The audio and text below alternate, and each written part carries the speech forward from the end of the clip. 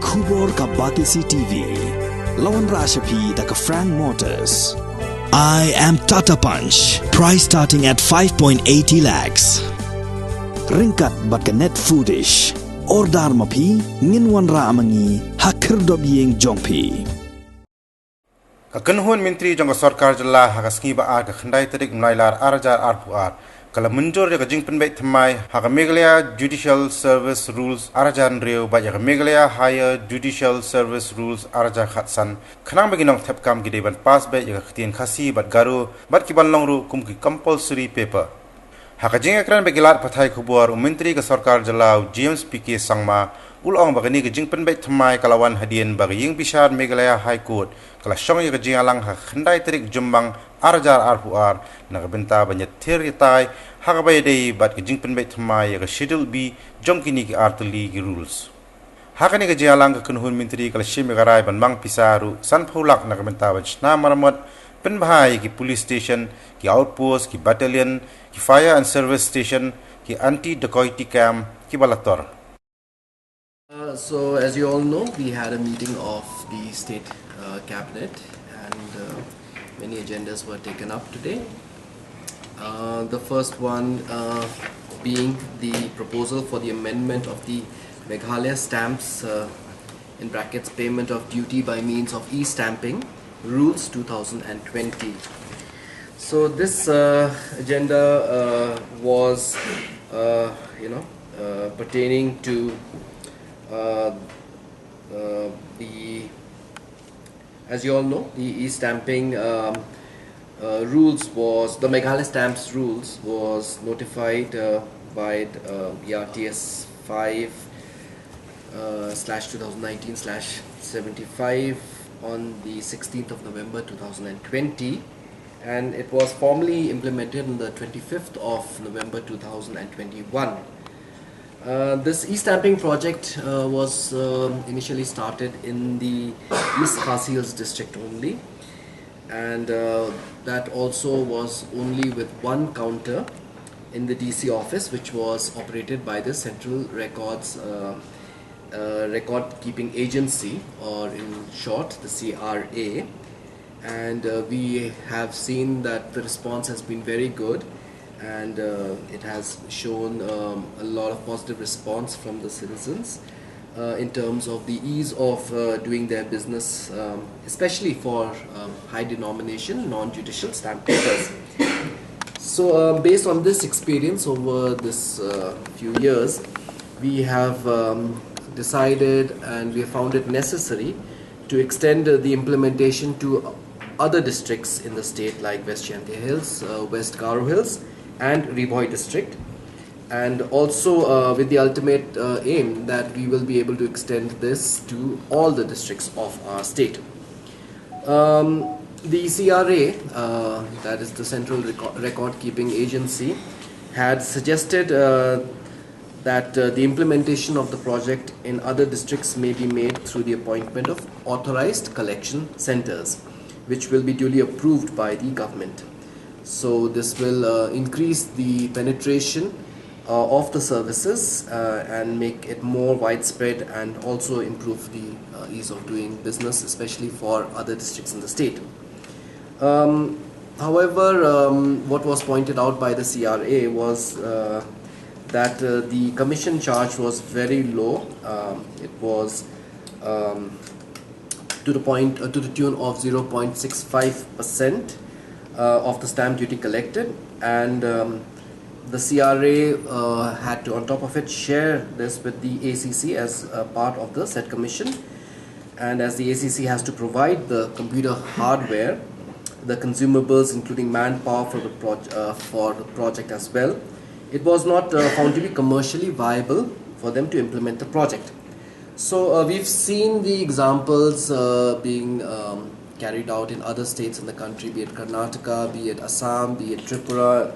If we look closer to home in the northeast, a nominal stationery or a service charge is being allowed to the ACC for the purpose of e-stamping.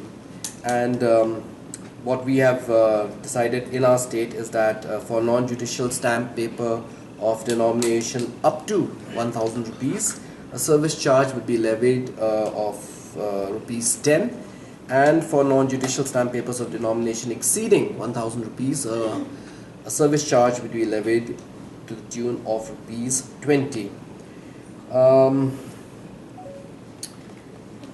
Further to improve the ease of doing business, it was also considered necessary to provide direct access to the portal of the Central Record Keeping Agency for the citizens to make purchases of the non-judicial stamp paper, and for this purpose we have also brought amendments which I was speaking about. So there are two amendments, and basically the amendment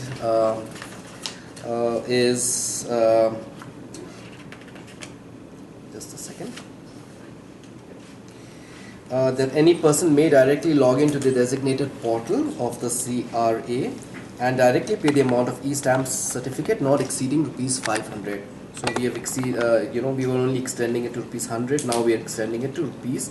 So we are increasing it to rupees 500 in denomination after first registering in the system, and the CRA shall, after prompting the purchaser to verify the correctness of the entries in Form 4, provide a downloading facility to the e-stamp for the e-stamp certificate. So these are basically some of the amendments which are being brought to rule number 20 and rule 22, and also to rule number 25. Infrastructure Renovation Fund. Each district will be given a tune of 50 lakhs. So this will be placed at the disposal of the districts under the Deputy Commissioner, will be heading that. This is as I was mentioning, there are some kind of critical renovation work that needs to be taken up immediately, and for that because of the fact that the process takes time, so many of these critical works cannot be done in time. So it will be on a need basis. Wherever the district decides, the DC, the SP, the battalion commandants, the fire stations, they decide that this is a critical work which needs immediate intervention and immediate work, the PIRF will be tapped into and will be utilized for that purpose. Renovation works keep coming up. It's an ongoing process. There's wear and tear. There's always certain kind of things which are required on an urgent basis. Maybe toilets which are in disrepair. So these need to be taken up immediately. So as I said, on a need basis, the Deputy Commissioner along with SPs and the commandants and other officers will take a call where it is essential and where it is urgently required. Okay, so this was the first agenda which was taken up and discussed in the cabinet, and the cabinet has given its due approval, and this agenda was passed. The second agenda which was taken up was an amendment to the Meghalaya Fiscal Responsibility and Budget Management Amendment Ordinance of 2020. So this is an ordinance which is being brought to amend the Meghalaya Fiscal Responsibility and Budget Amendment Act, Budget Management Act 2006. So this amendment is pursuant of a letter that we have received from the Government of India, the Ministry of Finance, which has allowed us to increase the annual borrowing ceiling. This has come from the Ministry of Department of Expenditure, Ministry of Finance, wherein the government has allowed for us, the state government, to increase our borrowing limit by 0.5%, which would take it to, that means an additional borrowing space of 0.50% of GSDP, however linked to performance in the power sector. So this was discussed, and this also has been approved in the cabinet, and which basically will increase our annual limit to 4% of the GSDP during the fiscal year 2022 and 23. The next cabinet agenda which was taken up was the proposal for amendment of the Meghalaya Judicial Service Rules 2006 and the Meghalaya Higher Judicial Service Rules 2015. This has come up because there was a full court meeting of the Honorable High Court of Meghalaya dated 9th of May 2022, which resolved to amend Schedule B of the respective rules, and a copy of the letter by the Registrar General communicating the same has it reads that with regard to the Meghalaya Judicial Service, Schedule B to the rules shall be amended to introduce one compulsory paper, that is paper 4, on either Khasi or Garo language, and this paper shall be compulsory, for which a maximum mark shall be fixed, and unless a candidate secures the minimum marks fixed, he shall stand disqualified and his performance in other papers shall not be evaluated. With regard to the Meghalaya Higher Judicial Service Rules 2015, similar provisions shall be included in Schedule B, making compulsory for the candidates to have knowledge of whether Khasi, Jaintia or Garo language, including a compulsory paper on Khasi, Garo and Garo for the written examination, and unless a candidate secures the minimum marks fixed, he shall stand disqualified and his performance in other papers shall not be evaluated. So this matter was also discussed, and this is I think a very welcome step, considering that the state is also pushing for inclusion of Khasi and Garo in Schedule 8 of the Constitution of our country. Then the last agenda, formal agenda which was discussed, was the proposal for setting up of the Police Infrastructure Renovation Fund.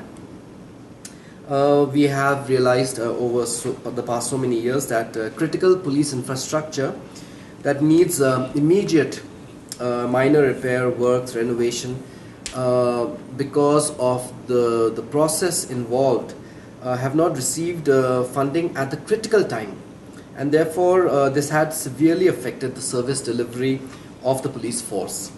So in view of this, it was urgently felt necessary that there was a need for an immediate funding of minor repair works, renovation of police infrastructure. So the kind of works which would be taken up under this police infrastructure renovation fund would be urgent repairs of existing police stations, outposts, fire service stations, anti-dacoity camps, battalions, which need to be taken up in priority, as may be decided by the district level committee, which would be basically headed by the Deputy Commissioner, and would have the Superintendent of Police, the Commandant of the battalions, the Project Director of the DRDA, and also one Executive Engineer of the DRDA. Other kind of works which could be taken up under this fund would be improvement in the police station outposts, like construction of toilets, drinking water facilities, waiting rooms, painting and electrical works, etc., which are deemed critical for the functioning of our police stations / outposts, AD camps, etc., etc. As I had mentioned, this would entail an amount of rupees 50 lakhs, which would be placed at the disposal of the PIRF for each district, to the committee headed by the Deputy Commissioner of such respective districts. And this was discussed, and this was also passed by the Cabinet. The Cabinet has also given its approval to the speech to be read out during Independence Day. So that is all for today's Cabinet meeting.